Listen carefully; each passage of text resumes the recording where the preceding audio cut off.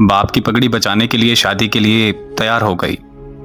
निकाह का दिन था। लड़की ने अपने उस लड़के को कॉल की जिससे वो मोहब्बत करती थी और उसे कहा कि शादी में ज़रूर आना। तो लड़के ने मना कर दिया। लड़की के बहुत ज़्यादा इसरार करने पर वो लड़का मान गया। जब निकाह का दिन था और निकाह का वक्त हुआ तो वो लड़का लड़की के सामने खड़ा था। वो लड़का उस लड़की की दी हुई अंगूठी पहन कर आया था जो कभी उस लड़की ने उस लड़के को दी थी। मौलवी साहब ने पहला कबूल है कहने को कहा। लड़की कांपती हुई आवाज में बोली, कबूल है। लड़की ने फौरन लड़के की तरफ देखा और वो गर्दन झुकाए उस लड़की के सामने खड़ा था। मौलवी साहब ने दूसरा कबूल है कहने को कहा तो लड़के ने अंगूठी उतार दी।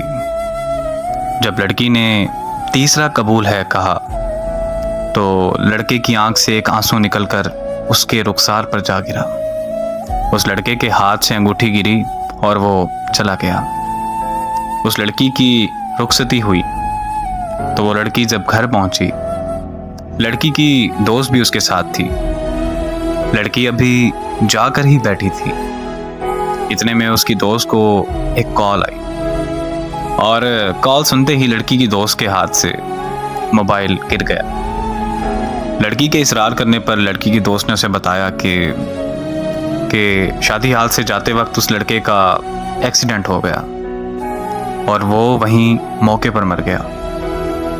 ये अल्फाज सुनने ही थे कि लड़की के पांव तले जमीन निकल गई, मानो जैसे लड़की पर आसमान आ गिरा हो। वो लड़की अपने होश गंवा बैठी थी। अचानक लड़की को फूट फूट कर रोते हुए याद आया कि उस लड़के ने उस लड़की से कहा था कि अगर तो मैं तुम्हारे निकाह पर आया तो मैं मर जाऊंगा, और लड़की के इसरार करने पर ही वो आया था। लड़की और फूट फूट कर रोने लगी कि मेरे कहने पर वो आया था। आज के बाद इस बोझ के साथ जिंदगी गुजारनी पड़ेगी कि वो लड़का मेरी वजह से मरा, और इस अजियत में जीना है कि वो मेरी वजह से मरा। मर्द मर तो जाता है लेकिन वो अपनी पहली मोहब्बत को कभी नहीं भूलता। मानो कि उसकी पहली मोहब्बत ही उसके लिए पूरा कुल जहान होती है, और मर्द जिससे सच्ची मोहब्बत करता है तो उसका कब्र तक साथ निभाता है।